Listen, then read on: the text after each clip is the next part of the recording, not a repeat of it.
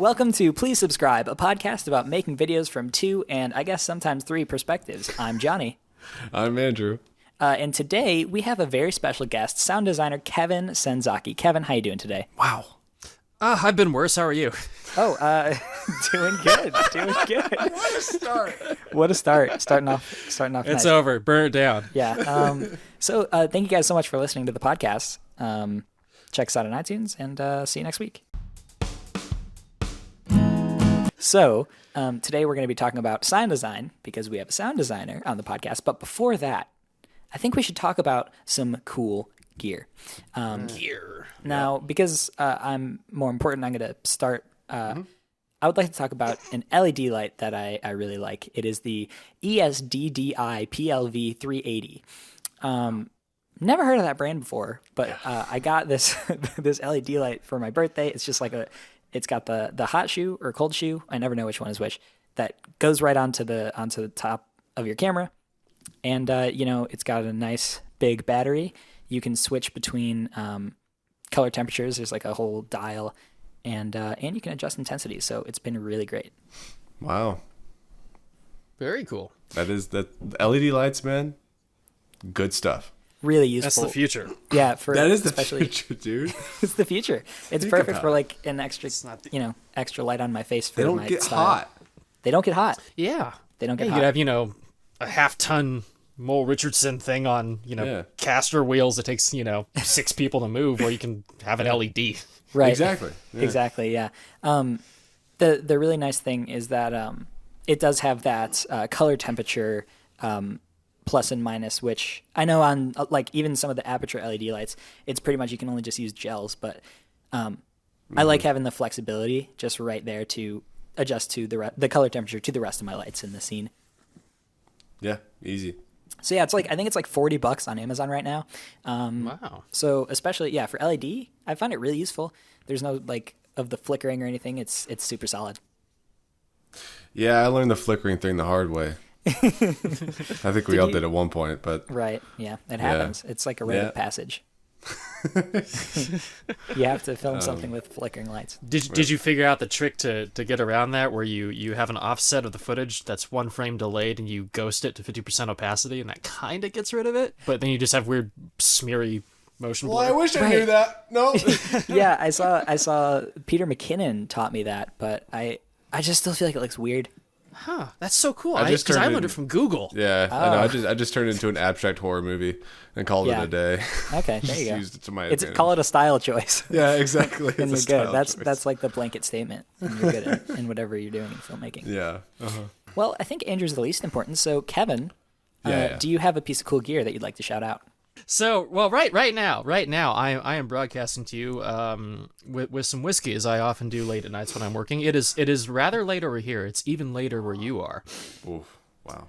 And right now, this actually ties into the film industry. I am sipping on the Johnny Walker Black Label Director's Cut. That was a promotional item for Blade Runner 2049. Okay. And it's in the bottle that's seen in the movie. It's the prop that they're drinking from in Las Vegas.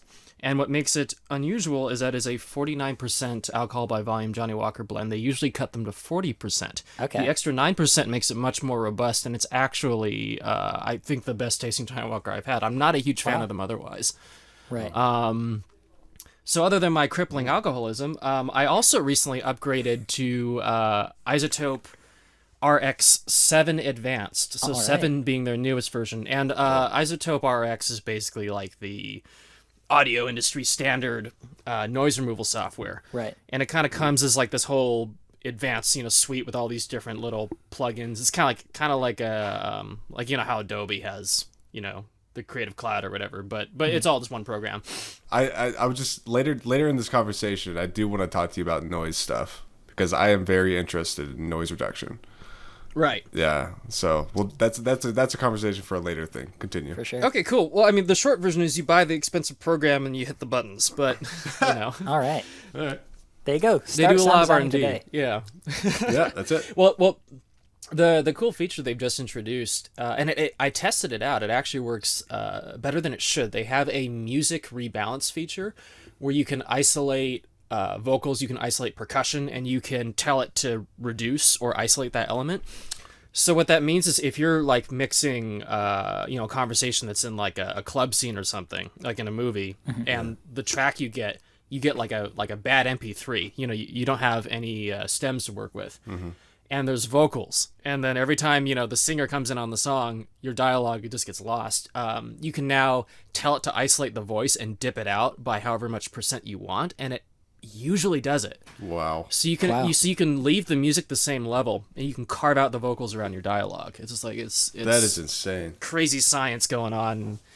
They just sell it to you for a bunch of money and put some buttons on it, and you just are like, yes, I want it to do this magic thing. Yeah. So That's great. Yeah. That's incredible. Isotope RX, everybody. All right, check it out.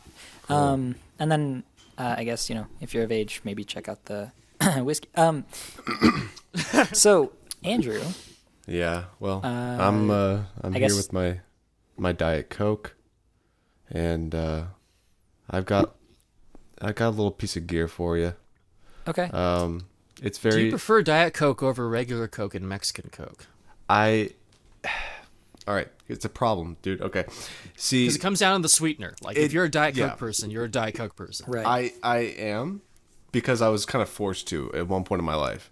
Okay. And then it was one of those things where like I was off of regular Coke for months, and then like I could drink regular Coke again, but then it was too sweet, and I was like, uh oh. Right. So from then, I've just kind of gotten used to Diet Coke, and now I like it. So that's my piece of gear. No, my piece of gear is so it's kind of different than usual. I never actually asked you what your my piece of gear. My piece of gear is kind of different from usual. It's a storyboard, actually. Storyboard template. Very simple storyboard template that I've used since I started doing storyboards on YouTube. Okay. It's from roadiepolis.com. Classic. It's free. You just download it and you start drawing on it. Draw your shots. Study them. Shoot them. Boom. You got to film. It's done. Now, where did you learn drawing? Oh man, stick figure drawing is it's a serious thing. I just watched YouTube tutorials days and nights to study that. Okay. So you didn't go to a liberal arts college and pay for that? I thought about it. But at the end of the day, man, like I learned everything I know online, so might as well just learn stick figure drawing online too. There you go. I wish I was better, but still learning. Yeah. That's it. Oh well, if you stick with it. Stick with it. Yeah, stick. Oh, he's so good. Oh man, Kevin, I forgot to say you sound really cool today. Oh, thank you. It's because I'm recording in a closet. Oh, cool, awesome. In a closet with whiskey. That's the ideal setup. It's like trust me, it's not because my wife is angry at me. Right. No, everything's fine. I was trying to find the most soundproof room at this hour, and it just happens to be a totally closet. allowed to sleep in the same bedroom. I have a question. Actually, I don't. Cool. I have many questions later. Fascinating. But first, I have something to add to your storyboard little anecdote there. I like to do stick figure drawings as well on my storyboards. Mm-hmm. And on the first short film I ever did, where I actually cast actors and all that scary stuff, on set, they saw my storyboard and laughed at it. Welcome. So I didn't pay them. World. Yep. Well, the thing is, the storyboard is just a tool, and apparently so are your actors. But, right, yeah. No, they didn't get paid after. No.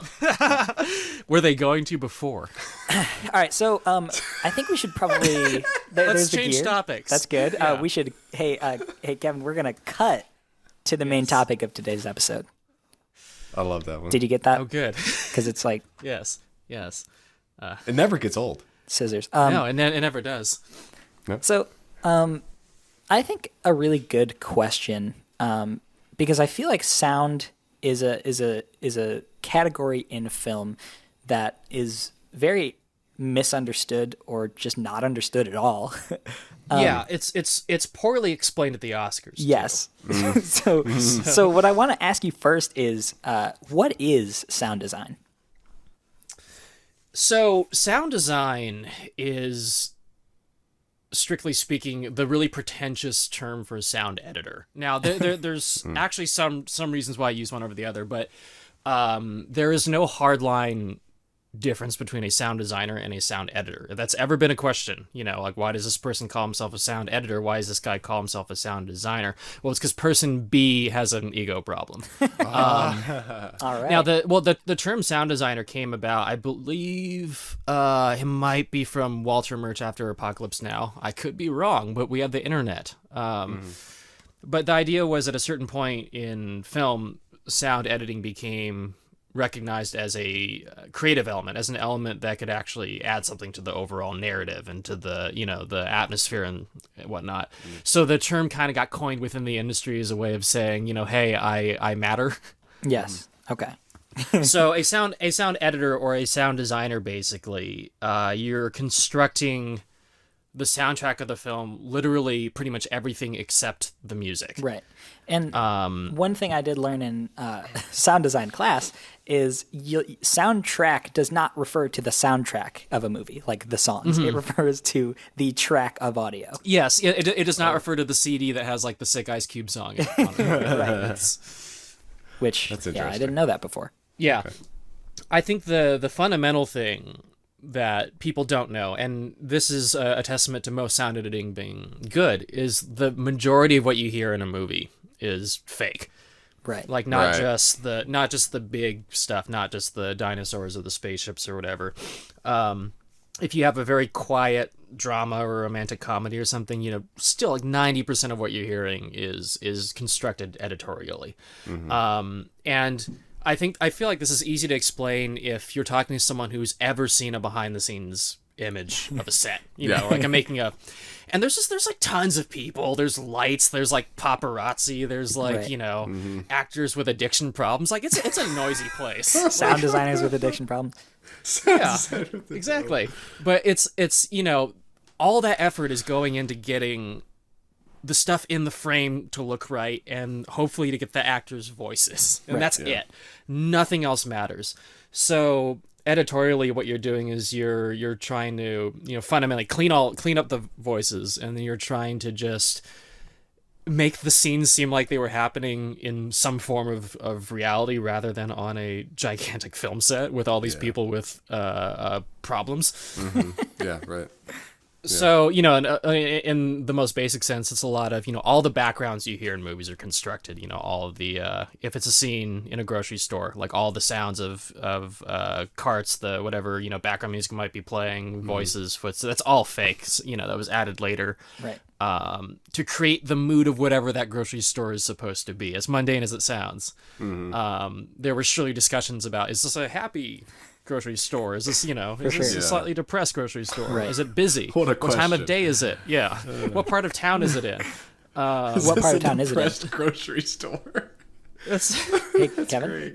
It'll be interesting because sometimes I'll be editing a film and I will put together what I think is a very basic functional background. Then the director will be like, no, this is wrong. And they tell me the whole backstory of the grocery store. I'm like, God. What part of town is the grocery store in? I think it's the part of town where the director could never quite please his mother as a child. Right. Okay. That's what I thought. I was just making sure. Yeah. That's so sound editor / sound designer is a very important job. Right. It's a lot of dotting your I's and crossing your T's and just making sure the movie has its pants on. And then on top of that, there's the creative element. If you're doing anything that has action in it, pretty much, or horror, that's a lot of more creative license, and that comes down to there's 1,000 ways to design any scene correctly, like the same as there's 1,000 ways to do anything right in this industry. And that's where it really just comes down to the quote unquote artistry of it. Whatever your 2 or 3 good ideas are out of the 1,000 potential ones, that's your style. Okay. That's what you bring to the table. Right. Okay. So yeah, sound designing, not that important. It's only making sure half of your film is good. Yeah, exactly. Yeah, just half. So it doesn't even matter. The other nice thing is sound is very cheap compared to visual effects. Right. So if you can conveniently put things off screen, then you can save a lot of money. There you go. Yeah, true. All right. Now, I want to get right down to what people want to know. How did you end up getting a johnyboz award? I know those are really highly sought after. They're hard to get. How did that happen? Yeah, I don't know if I should talk about that because I kind of knew someone on the inside. Ooh. But to be fair, that's how all award shows work in Hollywood. Oh, okay. It's who you know. Right. Yeah, Johnny, I might have had one too. Yeah, We can- I to be more blunt, I think it's because I know Johnny. Yeah, I was we gonna can say- just cut this part out. is it a coin toss at that point? We could actually move on. Yeah. I actually don't feel comfortable answering that. we could actually. Right. So, Kevin, Yes. as a sound designer, before we get into how you got started, a fun question: what is your favorite sound? Oh, jeez. Putting you on the spot there. Yeah. Well, this could go around all three of us. We could all answer Yeah, this we could make it question, all too. of us. Yeah. Well. Yeah. I'm not good at picking favorites in general, so I am the worst person to meet at a party. And you're like, "Hey, what's your favorite band?" I'll be like, "Well, I don't know. Let me." But my lifelong goal, and it is a sound I adore. It's not one I recorded. Okay. If you go on Google or on YouTube rather, the internet cannot decide if it is a sheep or a goat. But there's a sheep scream video. It's about 7 seconds long. Okay. It's one of the sheep that screams like a person. Okay. And I know what you're talking about. yeah, it's kind of the ah. Yeah, that one. Wait, was that put into Metal Gear Sunrising? Yeah, so it is my personal mission to make it replace the Wilhelm scream Oh, as amazing. the scream that everyone puts in everything. A noble mission for sure. Yeah. Well, I've been using it all over on YouTube and everywhere else I can, and I believe I've heard it like one other place. Like someone else out there is doing it, and amazing. I would like to take credit for it, but there's no way I know. Dude, you should have said something. I'm going to put it in my next one then. I'm going to put it in my next video. Yeah, Andrew's actually doing sound design right now. on Yeah, his I'll next put it video. in Oh, there. fantastic. All right. So, Johnny, do you have a favorite sound? Oh man. Probably. I don't know, Andrew. You go. I need to think. I mean, I'm currently doing some sound right now, and Okay. I would probably say, because it's just reminding me of it, like, I do a lot of Lego videos, so for, like, every time the Lego dudes make a movement, I add, like, that little, like, plastic movement sound, and I just, I love that. It's very I satisfying. don't know, it's so, like, it's so simple and not loud, all that kind of stuff. But it Reddit just / adds r/ so oddly much, satisfying. you know? Yeah, it just like the motion feels Exactly. more real for some reason. Yeah. Yeah. Right. Like that's it what I actually was thinking affects it affects the timing of the visuals in a weird way. Kinda. Exactly. Yeah. Just makes it more dynamic. I don't know. For sure. Yeah. Yeah. I guess my other favorite is whenever I'm working and I'm going through my sound library and I accidentally find something from a famous movie and I and you're get like, to "Oh, I see what recognize it that." and I get to see what it actually is reading like the metadata on the Yeah. file. Oh, Like- that's interesting. Like I don't know what I was doing, but I was just for some reason going through camel recordings. Okay. Recently. As you do. As you do. Exactly. And I discovered that all of the zombies in the original Doom, like the grunts they make, that's just camels. Like it's not even treated. It's just camels. Yeah, Just camels. it's just camels. That's amazing. The other one is I have some of the recordings that like Ben Burtt and his team did from the original Star Wars, like not the Star Wars effects, like just the raw tape. And it's weird. I'll just be going through like a recording of a donkey or whatever, and then just out of nowhere, it's the Sand People voice is in there. That's just amazing. in the middle of like a 3-minute file. It's like whoa, like it's that. Okay. That's great. Yeah. That's always surreal. Yeah. Yeah, quick side note. We have a bunch of sound libraries at my school, and the names of some of those files are just wonderful. Like, I remember my friend and I found a sound file named Canoe Pushwater, and I just feel like that is the greatest band name. Like, Yeah. Canoe Pushwater. I could see it on a T-shirt. I've made designs for it. You know, Oh, excellent. so I guess that's something we should touch on briefly though. If for all the young kids who don't quite get how this works, yeah, a lot of sound comes from libraries where it's pre-existing, just hours and hours and hours of material that have been, a lot of it has been recorded for other films and then has since been repackaged and sold or whatever. There's a lot of individuals and companies that just make libraries and they just sell them to people. So that's why sometimes you'll hear the same sound effects in more than one movie. When you don't have any money or any time, everything comes from the library pretty much. Right. And that's not devoid of creativity. It's still, you're still doing like a collage. You're still trying to find the ingredients you need to build something by combining them together in novel ways. Like that's still creatively legitimate. But when you have the money, you go out and you do your own field recording for whatever is most important for that story. Right.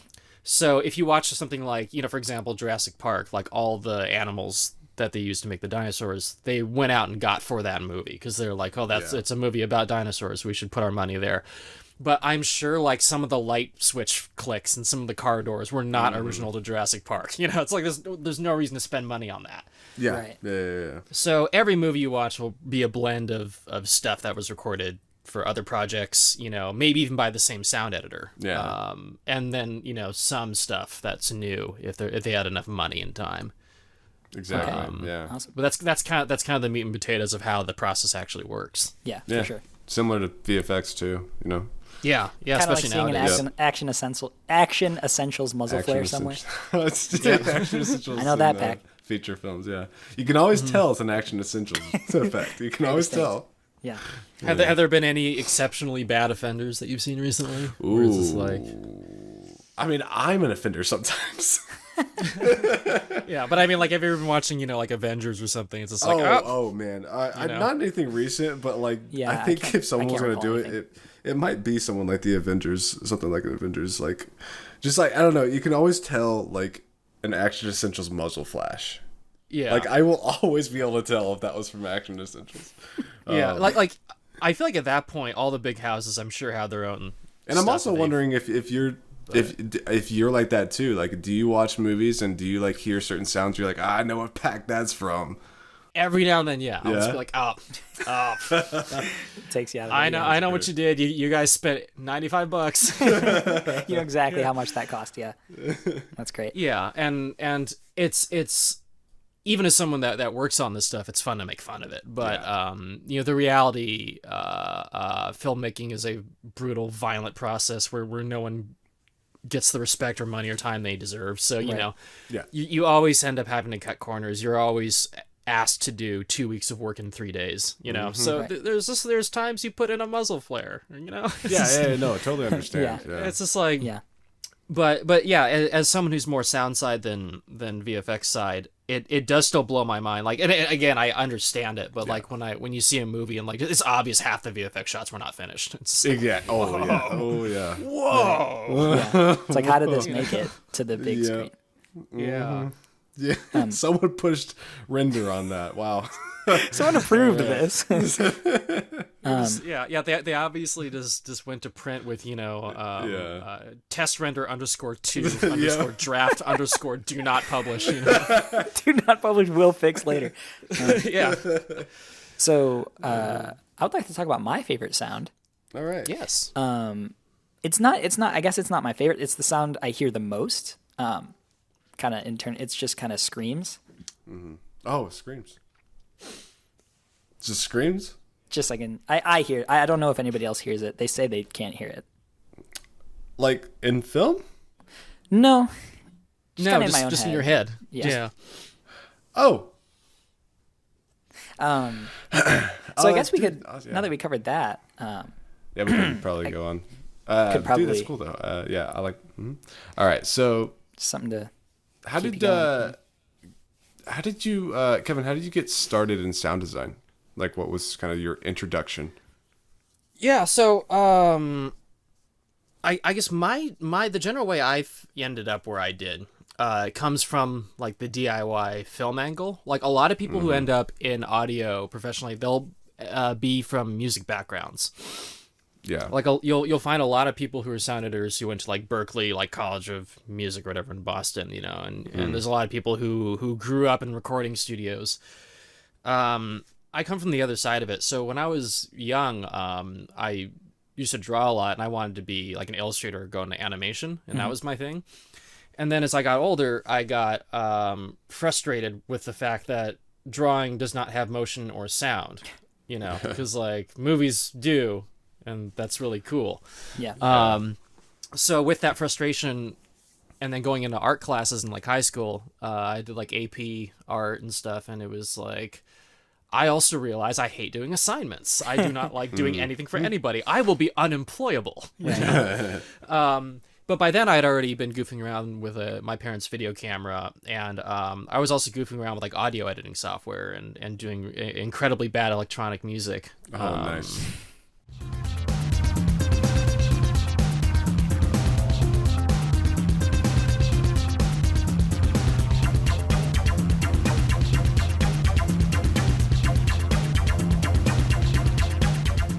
Wow. Good stuff. Yeah. Real Amazing tracks for embarrassing. sure. Yeah, thoroughly embarrassing. But I didn't really know what I wanted to do like when I got to like college age. So I just got into a college basically. I was going to UC Santa Barbara. Studied abroad for a bit, and then at some point I was like, oh hey, film school could be really cool. It's something I'm interested in, and there's a way to spend money on a useless degree to look like you're serious about it. There you go. Yeah. So I applied to the two best film schools in LA at the time, which was UCLA and USC, and then I almost got into UCLA, and they interviewed me by phone when I was in Japan, and I had not spoken English for like 2 weeks, so I just bombed it. Oh wow. And then I got into USC later. Okay. So when I was at USC, we ended up, the way the curriculum worked undergrad is like you're very fluid. You kind of do all sorts of different jobs. So I was writing stuff, I was directing stuff, shooting stuff. I'd have to watch it again to tell you if it was terrible or not. I'm not going to watch it again. But we got to a certain point where we needed people to be sound editors, and that was already something I enjoyed doing for my own work. Right. Yeah. And I think for me, a lot of why I enjoyed it is because I came from a visual background. I liked being able to look at the picture and figure out how can I like squeeze more out of this, like more of what it wants to be. Instead of having that immediate interest in like just audio, it was really like my interest was in how does it work with picture. Video, right. Yeah, exactly. So I got into doing that at school, and then it turned there also just weren't enough people who wanted to do it. Right. So that made it easy to kind of just move in. And then, I enjoyed it before. I enjoyed doing it then. And then when we got out, it was like, well, hey, I'm apparently okay at this. So let's go for it. Yeah. And then just kind of picked it from there. Like my first couple post, school gigs, I wasn't making much money, but I did a web series with a completely unknown, untalented actor named Jimmy Wong. Okay. Right. And then he later recommended me to Freddie Wong for Video Game High School. Okay. That's how I fell in with Rocket Jump. Yeah. Which I'm probably best known for. Right. And then the other film I did was this short film that we shot in Japan, so I flew out to the set and stuff. But that was this short film that it absolutely destroyed. Like it did so well at festivals. And it's called Tsuyako. And I think part of why it did good, it's genuinely a good movie. Okay. But it's a personal imagined story about the director's grandmother's sacrifice to raise a family, even though she was probably lesbian. And it's a foreign language film in Japanese, and it's a period picture, and it's a woman director. I'm like, hey, how are you not going to get into every festival with that? Right. It checks all the boxes. So it spent years on the festival circuit. Yeah. But that was like my other early project. And then because that was somewhat tangentially related to the USC Film School Network, we mixed that up at Skywalker Sound. So I got to go up there for that. Wow. That's fantastic. Yeah, and that was kind of intimidating because like I was just like cutting tracks, and it was like getting on the phone with like bad reception. I'm like, did I organize it correctly? But it ended up being a really good experience. That kind of got me over a lot of the destructive self-doubt. It was like, when you go up to a place like that and you're stealing the mugs that say Skywalker on it, and it's like, Which for the record, I didn't do, other people did. Okay, gotcha. Right. People were stealing the mugs. Yeah. Oh, well, you do what you do. Right. Yeah. I mean, yeah. Skywalker mug? Come on. Yeah, exactly. But that's kind of how I got into it. Okay. Yeah. Wow. So it was pretty early on with Jimmy Wong. Yeah. I heard he. I don't know. That's weird. Like I couldn't see him winning like a Johnny Boz award or anything. You know what I mean? He just doesn't I seem don't like know that who caliber. either of those guys are. Wong? I don't know. That's weird. Yeah, you're right. No one really knows who they are. So Kevin, you kind of started. You did some of your own videos and you made some of your own songs, audio editing, all that stuff. Yeah. So it seems like you almost got into filmmaking kind of at the same time you got into sound stuff. Yeah, they were really there wasn't really any difference, right? Like I was doing I had like a really old version of Premiere, I think. And I was doing like everyone else does. You just, record stuff with your PC mic, or you steal stuff from video games where you were able to like unpack the wads from like the Quake 2 engine title. Don't do that. Oh, That's yeah. amazing. It never really changes, whatever broke ass tricks you learn as a kid, like that's just the skill set of your generation. Yeah. Right. Yeah. Which makes me fear for the future, where all the kids can do is watch Vines and play Fortnite. Like, good God. Wait, you're saying that can't make a movie, Kevin? I will be the old fogey who doesn't get it, and I will die on that hill. Yeah. I think we're right there with you. Yeah. So, would you say that there was a certain movie that inspired you the most when you were sort of developing as a young aspiring filmmaker? Yeah, everyone's still an aspiring filmmaker, by the way. Okay. You should just never actually say that in a conversation with someone who you want to have hire you. Yeah, right. Actually, that's the hot tip for this podcast. If you're serious about getting into the industry, I would strongly urge against putting the word aspiring in your Twitter or whatever. Like just because it basically says I want to do it, but I ain't good enough. I'm not good enough. Like either objectively or emotionally. Don't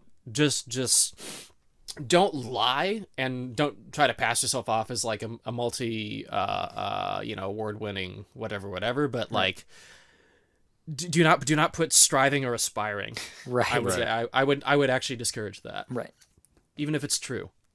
Do you think I would get hired for a feature film I put director of Mario versus Minecraft in my descriptions? I mean, the producers are getting younger, man. I don't see how they couldn't hire you if it said that. Producer director. Yeah. Just while we're off track again, too, Andrew, I'm surprised we have not spoken like this before. I know. We know so many of the same people. It's strange that we're in like the same group, but we've never actually spoken. Hey, nice to meet you, man.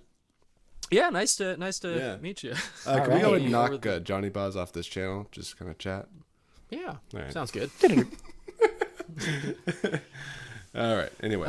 And anyway, yeah. So when I was little, as many people were at some point, I was really into Star Wars, as many people were at some point. Yeah.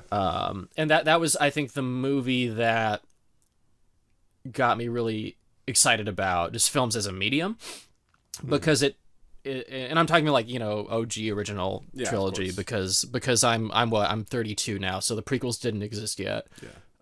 It was a good time, before the prequels. Yeah. Before the dark times. The better before times, the prequels. Yeah. And I think it was because it tells a pretty simple story, but it does so with just fantastic images and sounds and music, and it's really, I feel like the best creative works, no matter what medium they're in, they're the ones that feel like they belong in that medium. Like that medium is just the one that maximizes its potential. Yeah. Like there's some stories that are best as books. There's some stories that are best as video games or whatever. I think Star Wars is best as what it is, as a movie. And that really just excited me. And what I was really into, even when I was really young, was how they did it, Yeah. So like what was so weird, and like I admit this is really freaking weird, but when I would like doodle like Star Wars spaceships and stuff, like I would make sure to put like an extra thick line around the spaceships to like simulate like the blue screen compositing, because like I was interested in the fact that was an optical trick. You know, like I was into that. And then I, for like, you know, some early gift or whatever, I got like an hour-long VHS that went into the making of the Star Wars trilogy. Yeah. And it went into like every department, you know, how they did the puppets, how they did the matte paintings, and of course, you know, how they did like the sound design. So I was like the kid that knew really early on like how they made a lot of it, like, you know, what the source of the blasters were and stuff. So I think I always had that interest. So when I started goofing around doing my own, you know, stuff, I was trying to honestly, I was less concerned about a coherent or good narrative, and it was more just like playing with the medium for what it was, you know, and just doing this. I will very generously call it avant-garde bullshit, you know, under the guise of telling a simple story, you know. Yep. But well, that's just kind of this is kind of where my mind was at. It's a good thing to draw from, as far as things to draw from. I'd say Star Wars is probably a good thing to draw from. As far as inspiration goes and stuff. So, we already talked about the goat scream. Yes. Now, is there? I don't know how to word this. Is there any like maybe a special sauce or something that you sort of add, either an effect or a sound that you add to a lot of your work that sort of just takes it that extra level to sounding really great? Ooh, that's tricky. Well, not to just talk about how rad I am, but I feel like a lot of what'll come in handy in a pinch is something from my own personal library. Because I don't have a well-rounded one, you know, like I just record random stuff that I think I need. Yeah. So they'll just every now and then there'll be a moment where it's like, you know what I need to make this like really pop and just seem like just a little unusual. Mm-hmm. It's like I got that one weird thing I did that one time, and you just slip that in there. Oh yeah, I know what you're talking about. And it elevates it, because it's like, you know, stuff that's from my own library. I'll share it with, you know, other editors that I'm close with, but it's like it's not mainstreamed yet, you know. Yeah. So it's like I have some really weird, you know, like metal vibrations and stuff, and like weird squeals and things, and it's like, yeah, you know, like I can put that in, and then it just gives it a little more personality and life. The other trick I'm doing a lot now, the idea itself is not a new one, but you know, whenever you're doing impacts or gunshots or something and you want something to just feel really impactful and beefy, you'll, you know, want to add like a layer that just plays on like the sub level, just like a real strong bass element. Right. Yeah. Okay. And I used to use this one just super corny martial arts like trailer kick sound effect. Just had all this beef to it. Yeah. But I'm now also ripping off what they did for Blade Runner 2049, which is the handgun that they use in that movie. It's only made out of two elements. Like they've processed it a bit, but it's a 50 caliber sniper rifle, which gives it the majority of the character. Yeah. And then there is a 909 kick drum sound, like old school drum machine, and it's just those two things. Oh, that's awesome. That's interesting. Yeah. So I'm now starting to put like old school crappy kick drums. That's in great. things. Okay. Right. And the reason that works so well is like that stuff would just destroy on dance floors, you know. Yeah. Right. So if you put the same thing in like under a gunshot, it gives that same feeling. It's the exact same feeling. Yeah. That's awesome. Boom. Yeah, it's almost like you don't even notice why it feels that way. Yeah. Yeah. As an audience member. I think. Yeah, and I think the other reason why it works so great in Blade Runner is it was like a synthesized element, and it's supposed to be like a sci-fi gun, you know? So it gives it a little bit of like a space age kind of edge to it, you know, because it's otherwise just a regular gun. Right. I need to see that movie. So Yeah. Oh, that's a great movie. it's yeah. Let's not turn this into a review of it, but it is much more a movie than Blade Runner, which is both better and worse. Right. Right. It's no longer an hour and a half art film. Yeah. Right, It's actually got like a plot. Yeah. Right. Yeah. So be delighted and be vastly disappointed at the same time. Yeah. Yep. It's very. I have issues with it on other levels, but it's very well made for what it is. Oh, definitely. Yeah, if you're interested, it's worth your time. I've heard it's very visually nice. Oh yeah, and it sounds great, and it has great whiskey tie-in. Yeah. Yeah.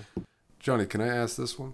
Yeah, sure. Because I relate to this as well, but like for you, Kevin, when it comes to doing like sound work for other companies and stuff, Right. like what's what's the biggest challenge for you when it comes to that? When it comes to, I guess, yeah, like bigger companies and like their ness. Yeah, I feel like it's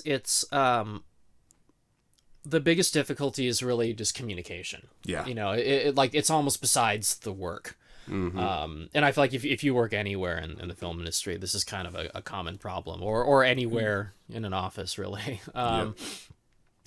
But it's just like you're always second guessing how much of they're hiring you is because you're you and because you're really weird. Yeah. Or how much of it is just because your resume looked good enough they didn't actually care, you know? Yeah. So it's always that balancing act where you're feeling people out and you want to be like, how much of myself can I be before I get in severe trouble? Exactly. Yeah. I'm always kind of on pins and needles for a while until I really warm up to a group, and you're trying to gauge everyone's sensibilities before you sort of come off too strong. Yeah. Because in hopefully you're trying to be a good collaborator. So every time it's like a new director, I have to kind of feel out their first round of feedback and be like, do they have any idea what the hell they're talking about? Yeah, exactly. Yeah. Creatively or technically. Like, so there's some directors who have a very clear vision and they will just use all the wrong vocabulary. They'll be like, oh, you need to do this, this, and this, and this. Oh my and this. goodness, dude. And then I'll ask them why, and they'll say like, oh, because. Yeah. And I shouldn't have to tell you this because it's because this will be the result. I'm like, oh, so if I do exact opposite of what you told me to do, then that'll be what you want. Dude, sweet. Cool. I've had, I'm not going to say which one. I'm not going to say which company. I'm not going to say who they are. But I have had a company like do an edit for me to show me what they're trying to like tell me. Yeah. And I'm like, you don't do that. Yeah. Like I've had them like try to do like what I was doing for me to show me what they want me to do, and I'm like, oh no, dude, like that's just a no. Yeah. I think that happens all the way up. I honestly think that's how, at least for sound, like why some real played out sound effects end up in big budget things. It's because the designers did 100 versions of it that were all great. But at the end of the day, someone higher up the ladder was like, no, I love the temp. And they sent over an MP4 over like, Frame.io or whatever, and they're like, no, like it has to sound exactly like this. Just put the sound back in that I like, and it's just like, okay, right, especially if you're charging by the hour, it's like, well, well, yeah, okay. All right, I've already got a week of pay out of this fight, so I guess I'll give up and get a new TV. Yeah, right, yeah. It's, like I wish it were that easy to walk away from those. But so would you say that clients sort of with sound often kind of look for something they've already heard instead of letting you sort of be original and be more creative with it? Oh, absolutely, yeah, because everyone likes to temp everything. Right. And that is good and that's bad. I think it's worse if you're a composer, honestly. If you're, because if you're doing music and they fall in love with a temp track. Yeah. And the order is inevitably just, give me a sound alike. And that just perpetuates, where that movie's soundtrack gets ripped off as temp. I think when it comes to sound effects, it's easier to give up one battle out of 100 and be like, yo, 99 of these effects are what I want them to be. If they want to have this one stupid punch, like, I'm not going to lose sleep over it. You know what I mean? Right, it's not going to live forever on the soundtrack as my quote unquote composition. Yeah. Mm-hmm. It's like, yeah. So as frustrating as it can be, I really feel for composers. Right. Yeah, no, I could tell. Sure. I mean, that could be like a huge hit creatively for a composer. Yeah. Yeah. If someone's just like, Definitely. do something different. Yeah. Your song, it sucks. Yeah. So it happened on Blade Runner 2049, actually. Really? Oh, yeah. no. I don't remember his name, and that kills me. But the composer was a longtime collaborator with the director, who's Denis Villeneuve. I think it's the guy that scored Arrival, but I could be wrong. Oh, Arrival. But anyway, but he'd done this whole score for the film, and then at some point Denis was like, "It's just not working." So he got Hans Zimmer and Hans Zimmer Incorporated. Because Hans Zimmer has tons of people under his name that don't really get credited all the time. the other guy was Benjamin Wallfish, right? Yes. Benjamin Wallfish. With a name like that. Yeah, there you go. But anyway, they rescored the film, and that's what we got. And like it's fine. There's some good moments in there. But then the thing that kills me is the guy who did the original score. That score never came out, right? He died like right after the movie came out. Oh my gosh. Yeah, from an just unrelated illness, I assume, but he was like in his 40s. Wow. That's So that was like his last film, and it never came out. That was the last, man. That's horrible. Oof. That's rough. Yeah. That's rough. So Yeah. yeah, if you're still alive, it could always be worse. Yeah. That's true. There you go. That's true. Wise words, sound advice, you might say.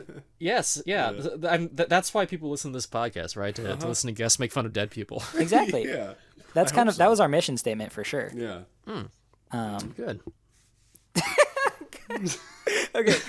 Would you say that you sort of, when you're first kind of feeling out a client, not exactly sure if they're ready for you to take your risks, do you start kind of with a more standard approach to your sound design? I think it really safer? depends on. Yeah, it depends on really what I hear from them. Okay. And if they sound like they're very narrow-minded, then yes. Right. Okay. If they sound either open-minded or like they don't care, then no, they're gonna get weird. Right. And Because it's always easy to be like, oh, okay, well then I can reel that back in, you know. for sure. Because if out the gate you go really far out, then that's the size of like the box you can play in. Yeah. You know, they can pull you back, but yeah. You said the word weird. Is like, how would you describe your sound design style? Because I know you mentioned that earlier. If you could. Yeah, I mean, honestly, you can probably tell me more than I can tell you. Okay. Because it's a combination of my deep inner psyche and just my taste in media, honestly, Right. and how often I ran up against a deadline, didn't care, you know, like that's the sum of it. Right. I feel like. So it more happens than it is a conscious choice. Yeah, I mean, because I'd like to say I feel like I'm best known for stuff that's really like in your face, like a lot of the YouTube action shorts. But at the same time, I really like doing more atmospheric and visible stuff. Okay. I think if anything, I like working on stuff that I really relate to from the visual standpoint too. You know, like again, how I kind of got into sound because I kind of have a general interest in film. Yeah. In general. So you're I pretty think good if at like adapting to. I feel like if the biggest problem I have, and whether it's a problem or not is maybe up for debate. The biggest struggle I have as a creative person is if I feel like I'm the smartest person in the room, then I get really, really frustrated because I'm like, why am I dragging all of you people along with me? Yeah. And then I get miserable, and then I become miserable to work with.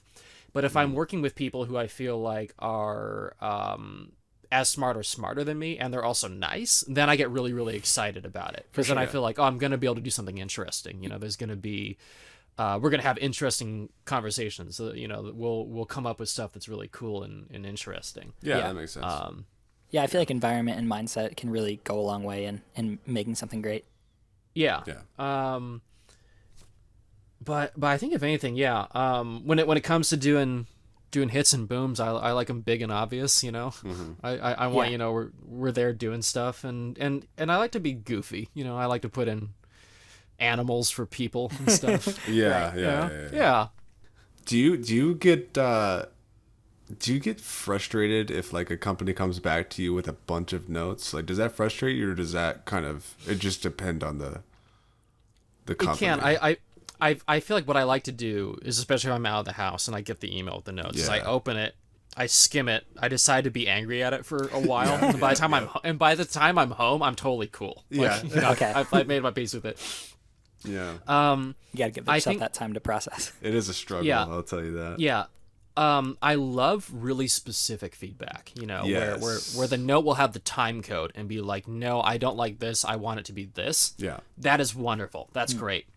Yeah. I don't like notes that don't tell you anything. Yes. Right. You know, they're like, it is wrong and I cannot tell you why. Like, great. Yeah. No, I've had the same exact thing, dude. This Like is I've had people be incorrect. like, change that muzzle flash. I was like, change it to what? Like, what do you mean? You know? Yeah, like, be exactly. specific. Or they'll approve something and then they'll come back later and be like, no, this is totally wrong. And you're like, why? And it's Exactly. like you approve this, and then Yeah. Oh my. and then you do goodness, and then you do the change, and then it comes back 2 rounds later. this is terrible. Yeah. Can you change it? And then and that's the classic joke, right? You know, where you say you did the note and you don't do anything, and then they love it. Yeah, and then they're like, "Oh, that's great." Yeah. That's actually basically true. Oh man. That definitely does happen. That's great. Where you do a couple fake keystrokes and you're like, yeah, well, it's totally different now. Brings a whole new sound. Yeah. Yeah. Sometimes the sound is inside you all along. That is maybe organs. That's not. That's something. So that was part 1 of our conversation with sound designer Kevin Senzaki. Hope you guys liked it. Hope you learned something. And hey, maybe you even laughed. If you did, be sure to leave us a review on iTunes. It would really help us out. You can find Kevin Senzaki on Twitter and Instagram at Kevin Senzaki. If you need some sound advice, check out his YouTube channel, youtube.com/Kevin Senzaki. And his website is senzaki.com. Stay tuned for part 2 of our conversation coming soon. And please subscribe. Please, it's all we have. That's all we're asking for. I'm begging you. I'm begging you to subscribe. Okay, thanks, bye.